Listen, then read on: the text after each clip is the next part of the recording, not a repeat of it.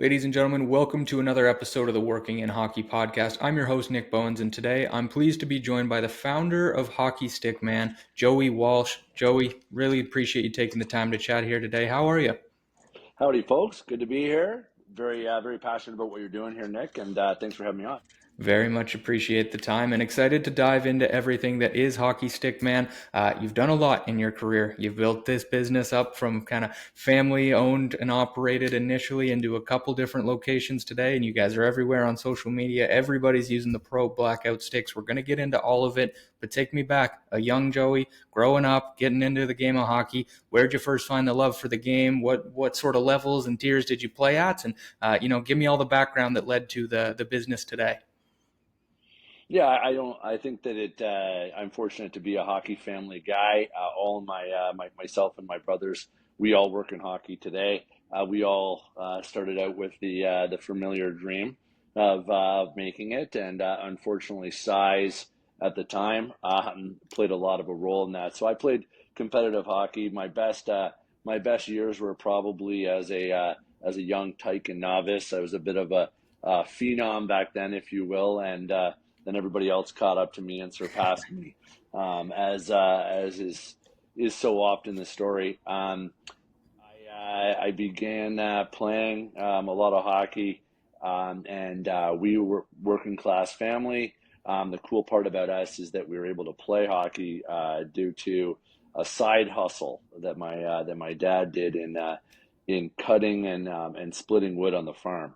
And that money paid for me and my brothers and my sister to play hockey today. So I have a huge passion for the side hustle, which is how Hockey Stick Man began. And it was kind of combining the two loves. A side hustle that I watched my dad do, and then doing it to help other people in hockey. And fortunately, we were able to create a business from it. That's awesome. That's awesome. And yeah, it's always crazy. Hockey, more than any other sport, feels so family oriented. And when you get to be older, our ages, you look back at the sacrifices and things your parents did just to get you to that 7 o'clock or in the morning practice on a Tuesday, whatever it was. Family sport. You mentioned Hockey Stick Man kind of started as a side hustle there. Take me back to the origins, Joey. How did it first get started? When did it first get started? Give me kind of the origin story here. Yeah, so first passion was amateur sport development, and I was fortunate to spend 5 years working for BC Hockey, Division of Hockey Canada, out on Vancouver Island. So me and a friend moved west after university. That was our number one goal: see the country. We did. We enjoyed it. We had our share of fun, and ran a bunch of programs through the Vancouver Canucks, through Hockey Canada. I was a long term member of the program of excellence that culminated in our World Junior program, and I really loved every minute of that life for a long time. 5 years working in that industry, and the beautiful thing about living in British Columbia, Canada, is it's the greatest thing in the world, place in the world to live. But it's difficult when you have a big family. And at the time, my family was both playing. Both my little brothers were playing Division One hockey at Dartmouth. My cousin was playing Division One hockey at Colgate. It's very close to our family, and I wanted to spend some time watching that. So fortunately for me, I started to see my men's league in Victoria fill up with these broken hockey sticks that were all from the Tampa Bay Lightning, and it was because Len Barry in British Columbia was sending his broken hockey sticks up to Victoria, and incredible technology, and something that really nobody was doing.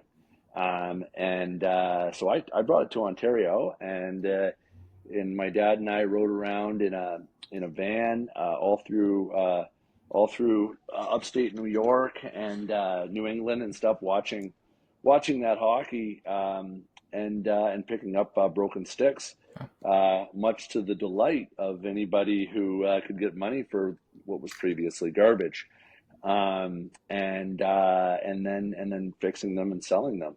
Great side hustle, great product, and it just took off.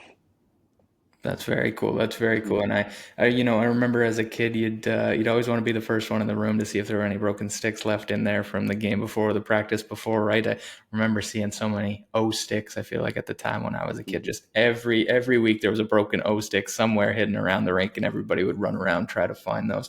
So talk to me a little bit about turning it from that side project and what you and your dad were doing into air quotes legitimate business, right? That first kind of step of, you start making some money, it starts taking more and more time. I think that that's a hurdle that a lot of people listening to this and a lot of people who have tried different side hustles, they waffle back and forth sometimes on when you can take it full time, how you can make it again legitimate business, something that's sustainable. What was that sort of thought process and decision making for yourself, Joey? Yeah, it's a challenge and it's a lot of work. I got fortunate in that I had good people surrounding me.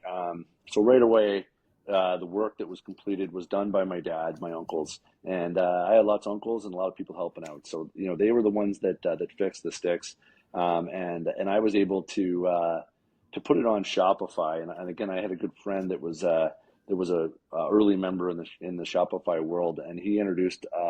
Building my own e-commerce website, and I had a little bit of knowledge of search engine optimization. So I created a few blogs. How tall should a hockey stick be, and how and how much flex should you be using, and things of that nature. So I was able to gain a little bit of traction through search engine optimization. And then really the product just spoke for itself. I mean, we're charging 65 bucks, Nick, for a $300 hockey stick, and it worked. And for us, the thing was, people that buy $65 hockey sticks online, it was the greatest hockey stick that they ever had. So word of mouth just spread Yeah. through these communities, much like it did in Belleville, Ontario, where I was doing it. It started to spread in Phoenix, Arizona, and in Red Deer, Alberta, and these places like, hey, you can get these sticks that are incredible for 65 bucks. So I was as a hockey entrepreneur, I was very much fortunate and right place, right time, and just continued to pour our investments back into it. Soon after creating these relationships with the equipment staff, they were, hey, do you want to buy our new sticks? And by that point, I'd already had a bit of a following and a bit of an ability to sell Mhm. them. So we did, and yeah, I'll buy your new sticks, and we'll sell them on our website. And then the next person would ask, and we would do that as well. And at some point we were selling everything for the same price. At some point we had to realize, okay, now we have to sell the APX2 for a few bucks more than the X60. And also, fortunately, at that time, Bauer and CCM were coming out with really, really good products that help Yeah. build our business as well. The Bauer Total One Yeah. refurb stick was the best product many people had ever used, but nobody was shelling out 300 bucks for it. 65 they could get away with. Yeah. Um, so it grew on its own, and then very relevant to working in hockey, we started to have to build a team outside the family. In about 2015, we Mhm. started doing that, and the first place was to go to Brock University, my alma mater, and we started to pick students out of Brock, fourth year guys, like-minded individuals, and I'm very proud that what our concept was then was, let's get guys that are full of piss and vinegar, take 18 bucks an hour, and help you build this business. Um, Bring them in, give them a small raise, and then after 3 years, I will have given them something that's inherently necessary in working in hockey, and that's 3 years of work experience. And it doesn't matter what those 3 years necessarily entail, but when it's working in my business, it's giving them license to go into an interview with incredible experience and actually problem solving skills and things that you just can't teach. So I always viewed that part of it being an extension of their education. And for me, when I completed sport management, back then Brock would only allow 80 people into the program. So you had to have an 85 average from high school. And really was the only program in Canada that there was a university program for sport management. So you had 80 sport professionals being admitted into the program, graduating with honors. I did a professional internship, and I was the leader of intramural sports at Brock University. So there's nothing more I could have done outside of being a professional hockey player Yeah. before having gone to try and work in hockey. And it was a ghost town for me out there as a country boy trying to get a job in Western Canada in hockey without any connections. Like it wasn't happening, and really got frustrated with that sentiment and because I thought I was the cream of the crop. And when I looked at everything, and everything said 3 to 5 years experience. Yeah. Um, Ironically, after finally getting a job in hockey, I agree that you should have 3 to 5 years experience because 3 to 5 years work experience um, will teach you all the things that you need. Yep. So going to these students at Broad and saying, "Hey, I'm gonna enhance your education and give you that 3 years experience that you need to open the doors that you want to open," and really explain to you that that is a necessary part of it, was my concept. Now I'm very proud to say that sitting here today, um, 7 years later, after having said that, the biggest leaders in my company, the people that run my company day to day, were those people that took the $18 an hour Yeah. and built and grew, and they haven't left. Yeah. I thought more people would leave and move on, but we've built something incredible. Nobody wants to walk away from, and I'm very proud that those people are now in highly paid positions, and they're an incredible resource for anybody in the hockey industry. We have had some people move on. In particular, we've had 3 people that have come to work for Hockey Stick Man and moved on in professional hockey equipment management. Very cool. Lester too won a Memorial Cup and a Calder Cup recently. We have a few people that have gone on to the OHL and the Professional Women's Hockey League. So we're very proud of that, to be able to stage them in that capacity as well. And we have had people move on to professional hockey, the Ottawa Senators, the Belleville Senators, so on and so forth. So we have had some people that have come and cut their teeth with Hockey Stick Man Yeah. and moved on. And my line to each and every one of those people is that good on you. We're proud. We're proud of the work that you're doing, and we're always happy to bring somebody in, give them that experience, and help them realize their dream. Yeah. But that was a big turning point for us, was to go to Brock and pick kids out of the litter. And I tried to get the best. Fortunately, I also, being at my alma mater, I was able to also talk to a few of the professors there, Sure.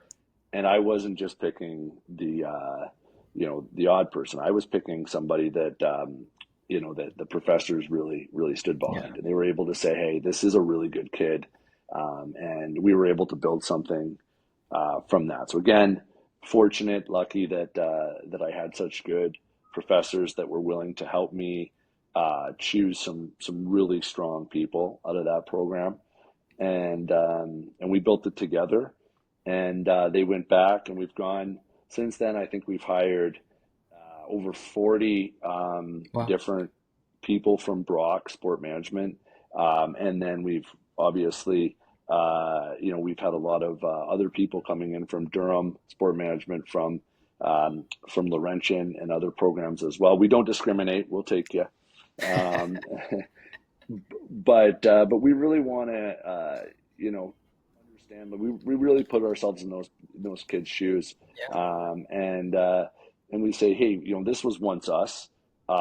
You've taken that leap of faith, and your parents and your families have invested in your sporting career, and we want we want to take you to the next level, and we want to help you get there. Um, Sometimes it's tough love, so that's part of it. But we bring you in and we do that. We have a really good internship program that we run, and we have about three of them right now. And a lot of our interns get hired. Yeah. Um, so some of the people, actually, the people running our social media and sales department are mostly all interns Oh, that graduated and have taken on paying roles because they built it. yeah. And they were the right people for those jobs. They were able to. Our internships are kind of structured in a way that you take a job through our company. You build a role within our company, and you don't look back. And fortunately, we've had some extremely good young people come in and do just Yeah. that. So. That's awesome. No, I didn't realize you'd hired that many people through Brock. Mhm. That's amazing to hear, and I completely agree with what you said. Kind of getting those first couple of years experience under your belt being so important in hockey, in sports in particular. And I always vouch, similar to you said, like start at a smaller company where you're going to be able to bite off more, and you're going to get to create value in different ways, and you're just going to get more exposure to the business, right? Think about how many random conversations people on your team have been privy to just because they're sitting in the same room with you guys, as opposed to a bigger corporation where they may be at a little corner cubicle desk just answering one email or one social channel. I strongly vouch for smaller businesses. You get exposure to so many more elements of that business early on in your career, right?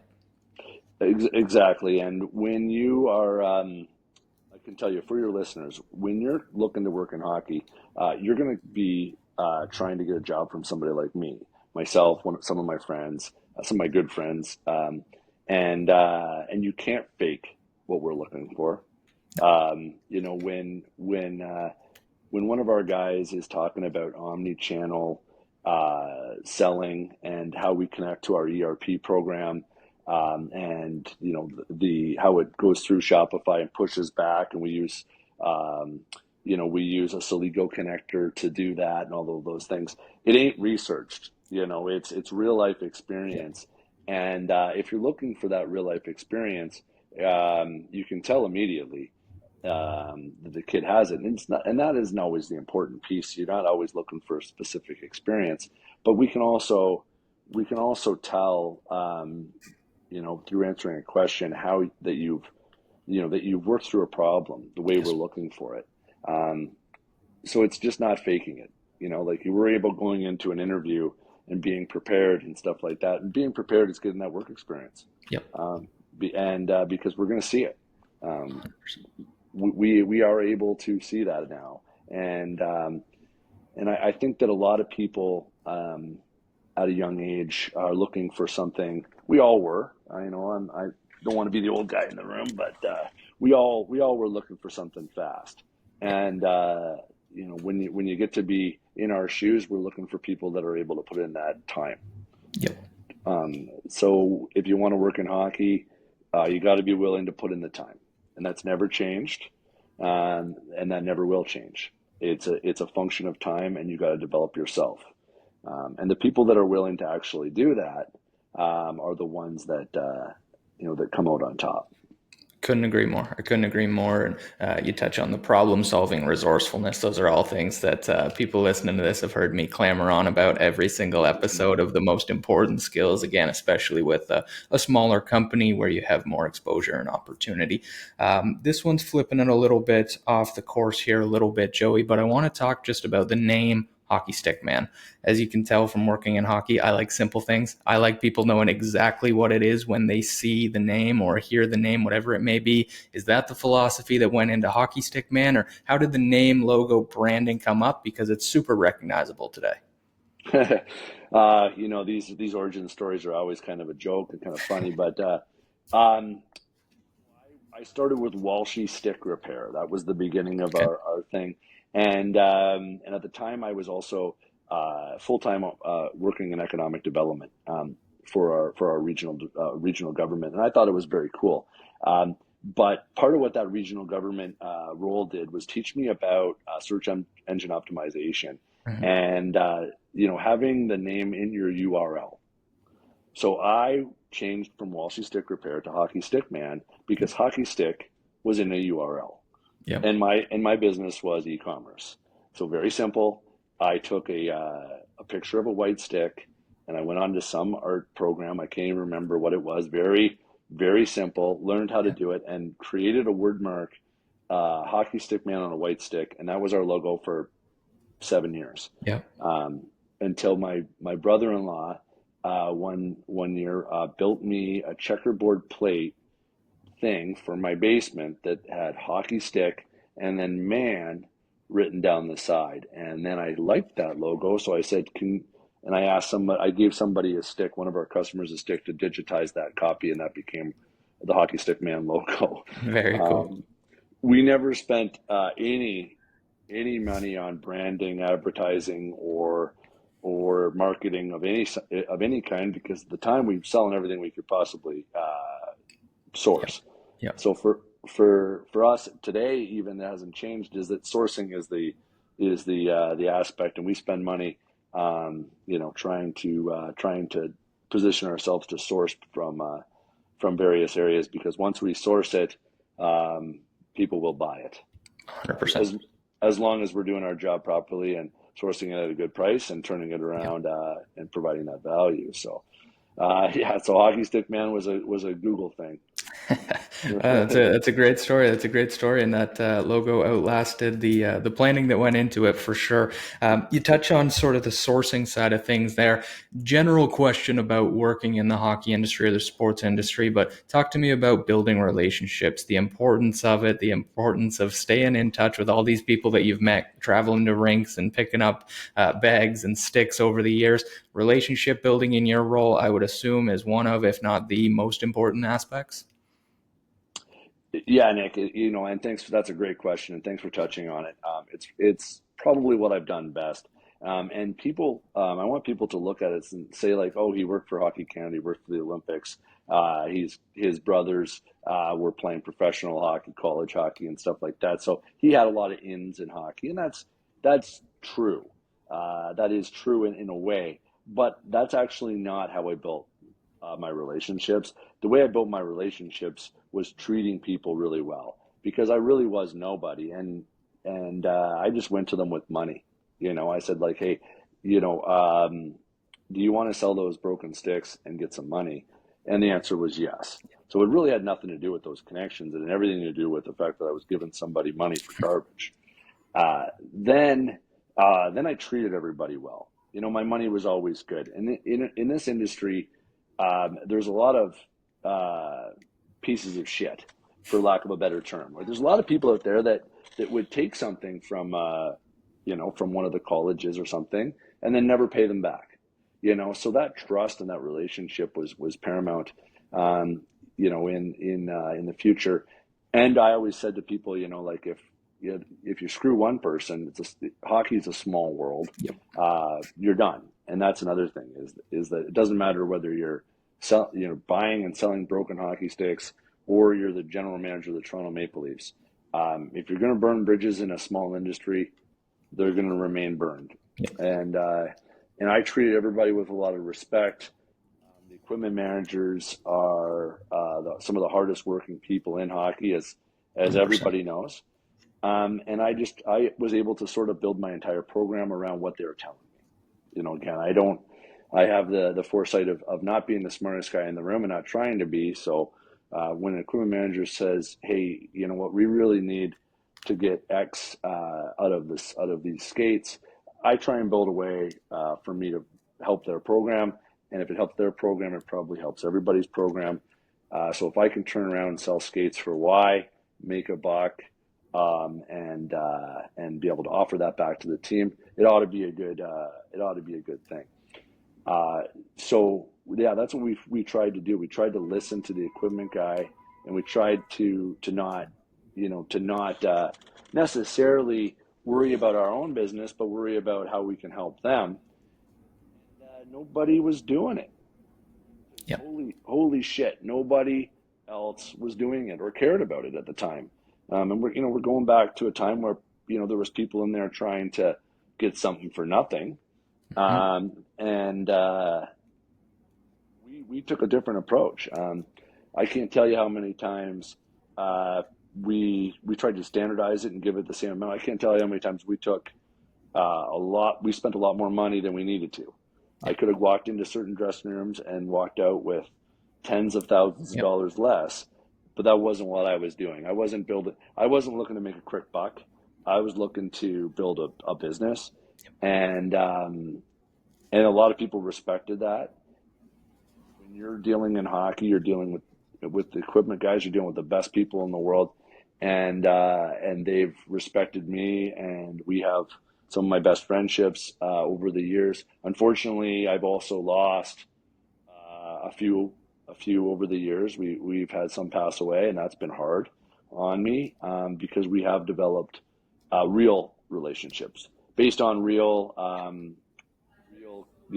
genuine appreciation for what each other does, and again, something that you can't fake. So, um, people are very much trying to get in with some of the teams that we deal with, and that's what they're up against. They're up against a real solid business relationship. Unfortunately, it also the door swings both ways because there are people that deal with some other teams that I can't get in with Yep. because the same level of trust and admiration with the people they deal with. So I do respect that, but I always joke and I say I'm still calling you once a year to make sure you know I'm here. Yep, yep, as you should. That's good business, and 100% agree. It's such a small industry that trust, and you can't burn any bridges because you never know. People change teams, people change companies. You never know where somebody else is going to end up. So, keeping those bridges intact is always a focal point for myself and you as well. Well, I will tell you, Nick, there's two ways. I always say to people, there's two ways to run business. One is to do it the right way with good business ethics and try and treat everybody the way you would want to be treated. And the cream will rise to the top and so on and so forth. The second way is to cut every corner, be the biggest piece of shit. And sometimes that can work too. So don't discount that as being a way. Like Yeah, we've seen that happen time and again in both U.S. and Canada. So we do have that, and that does work. Again, because you're looking out for just yourself. So sometimes I see it and it pisses me off, but it's not the way that it's worked for me. And like I said, you got to go one way or the other, and we try to do it the right way. 100%. And I'd be remiss, Joey, if I didn't bring up the pro blackout. I think just about everybody listening to this has either heard of them, seen of them, or tried out multiple like myself. Talk to me about the idea behind you guys creating your own stick there, selling it for a cheaper cost. We could get into the cost of hockey these days for hours on end, I'm sure, but talk to me about kind of the brain power behind coming out with the pro blackout options. Well, I'm just such a brilliant business person that I was able to forecast that this was going to happen, and I saw it for years in the future. No, again, we fell into it, and we got lucky, and we built something that was really cool. And again, we've always tried to ask the question, Nick, of what does the hockey industry really need? Um, and the answer was clear that they need performance. Everybody like drank the Kool-Aid. Everybody's tried one of these amazing $300 sticks, and when they have, they want them. Yeah, Uh, they just can't afford them. So the consumer, the hockey consumer, like the college hockey player, the ex NHLer, these guys know a good stick when they feel it. yep, So it doesn't have to say, a big brand on it. It just has to be that has to stick. work. Yep, And if it said Hockey Stick Man on it, then people would think, it's got to be in the NHL. It's got to be something that somebody's using. Like I need social validation yep, that Hockey Stick Man is able to create a hockey stick of that nature.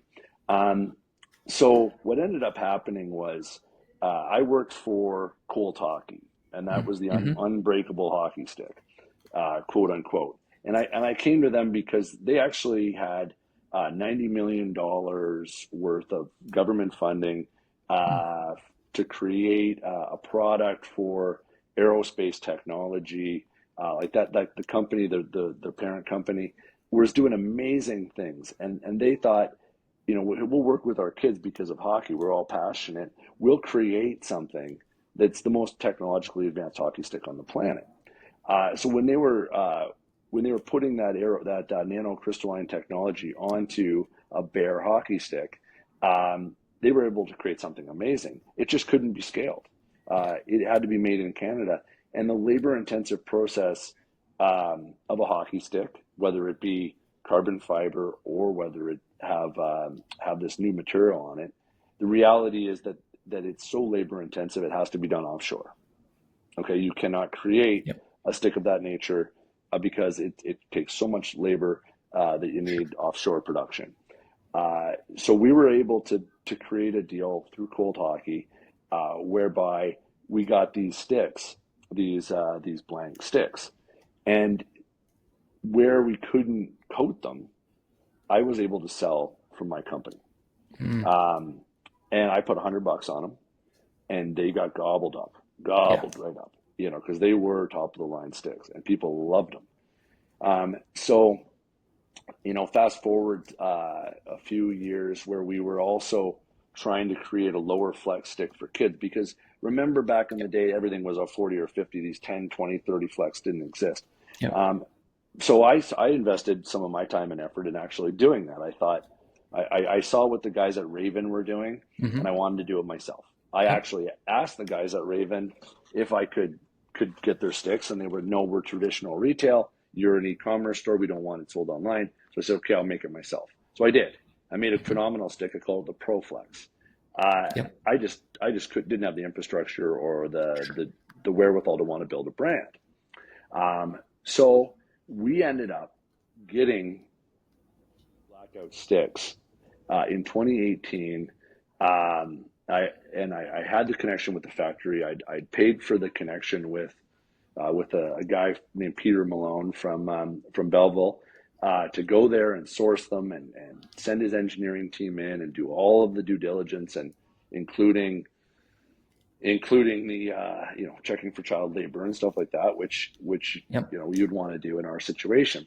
Um, so I was able to get 500 sticks that were absolutely impeccable from this factory. They felt amazing at the time. I don't want to say exactly which one it was, but at the time it was exactly like the stick that I loved and was using, and Yeah. it felt just like that. And I said to my brother, I said, if these don't snap in half within a Yeah. couple of weeks, this is unbelievable. And we sold 500 of them in 2 weeks, Wow. and we didn't get one of them back for warranty. So I went back to that factory and I said, make me 10,000 at that price, um, so that I can sell it at 99.99 USD. Yep. And I want it to be the $100 stick blackout. Yep. That's what I want, and that's Yep. very important. And we'll do it. And he said, I can't do it. So then we started talking about production capacity at their factory and doing it during times when they're not building other sticks. And for the Chinese, that's very important for them to continually keep their Yep. staff Have them busy. going. So we were able to land on a deal there. Um, and we haven't really changed the stick since then. It's been 5 years. It's the greatest stick on in the world. And we have very strict policies for these guys, making sure that the quality is good. Yep. Um, and it's very simple. It's built the same way that the top of the line sticks are built with true one piece technology. It's made of 18K Japanese Toray carbon fiber, and it's a high end imported fiber into China. That's extremely high end, extremely expensive, Mm-hmm. and we need that because as soon as you get into Chinese carbon fibers and stuff like that, is where you run into the problems. So these are the same materials and the same layup, if you will, the same Yep. 18K overlay, the same balance, the same kick points that you're seeing with some of the major brands. And it was just an absolute home run for us, and something that resonated with the people. Um, and we've only actually since that day we've only ever increased the price by $20. Yeah. No, it's amazing, and I will say on behalf of so many people, thank you for doing that. And long overdue in hockey. The sticks are fabulous, guys. If you haven't tried them out, I don't know, I don't know why you haven't. So definitely check them out. Shout out to Nolan and the social team as well on how they've been able to market them. And like you said, the word of mouth has been so strong with a product like that because there has been such a need in hockey again for something like that. Joey, I think we could do this for hours, and we'll definitely have to do it again someday. But always try to wrap things up here with some career advice. If you're talking to somebody who's interning with you guys or interviewing for one of your roles, what advice would you give for somebody looking to break into the hockey industry today? I think I just say you don't get a job, you got to take a job. Okay, because in hockey there's only a certain amount of jobs, so you don't Yep. get a job, you got to take one. And then I want you guys all to know, that so that my brother, he's the director of analytics for the Vegas Golden Right. Knights, and you know he was drafted by the Montreal Canadiens. He has got a Division 1 scholarship to Dartmouth, and he's got an Ivy League economics education. So that's how he got into that Yep. job. His boss that he works for played over 1,000 games in the NHL, built the Washington Capitals, built the Yep. Vegas Golden Knights Stanley Cup champion, and and people like him are the hardest working people. I've met Dale Hunter. Dale Hunter's got 1,500 plus NHL games. He wakes up at 6 in the morning every day, and he works harder Yep. than anybody else in hockey. So you have to think, if you want a job, you got to beat the Dale Hunters of the world. You have to beat the George McPhees of the world. These guys are working their ass off every day, and they have that pedigree. Um, Having met some of them, they're probably smarter than me or you. So that's what you're up against, but it ain't impossible. It is doable. You just have to be able to have a vision in your mind and believe in yourself and go ahead and take that job. And Yep. if you do, you could be somebody like me, or the kids that have come along behind me, or you could be somebody like my brother, or somebody like Kyle Dubas, who I went to school with at Brock Yep. University. He took the general manager job of the Toronto Maple Leafs, so it is doable. And Kyle didn't Kyle didn't play professional hockey himself. He was just the hardest working guy at Brock. While we were all out having fun, Kyle had a 1989, I think, Buick or something like that. He was driving around scouting for his grandfather's OHL team. So, he took a job. I took a job, and Nick is bound to take jobs in the industry, and you can too. But you don't. Nobody's going to give it to you. Very well said. Very well said. Couldn't agree more, Joey. Thank you so much for the time here today, and we'll definitely be in touch here. Cheers.